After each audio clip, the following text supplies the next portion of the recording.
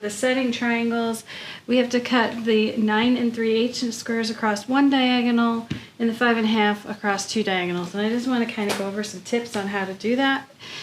When it's pretty straightforward, but to cut them on one diagonal, I use a long ruler, and I use a ruler that has a 45-degree line marked on it. This is the Creative Grids 8 1/2 by 24. It's my favorite ruler for cutting. Put a link for that below. But I use the 45-degree line on the edge of the fabric, and then I'm using the edge of the ruler from point to point. That gives me at least 2 reference points before I cut this, and it makes it a little more accurate.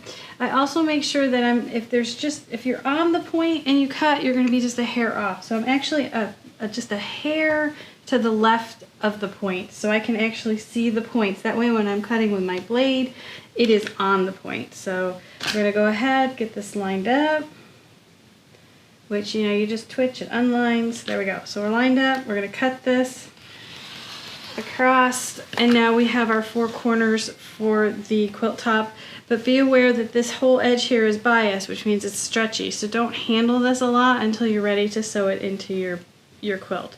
So we only had to cut those on one diagonal.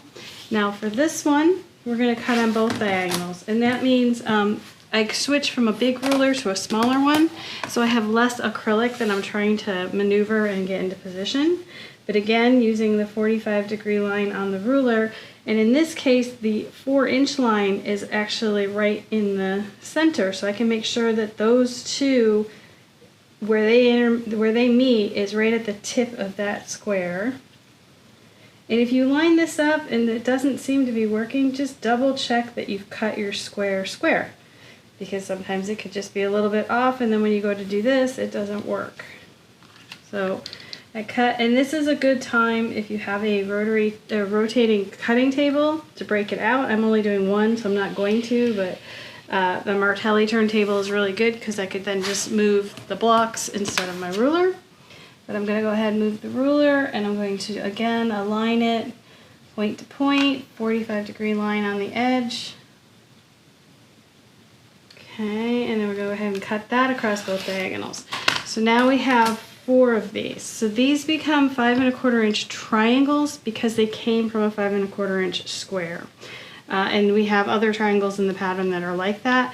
And again, these 2 edges are biased. This is straight of grain. So if you're handling it, just grab it from the long side until you're ready to start sewing it into your pieces.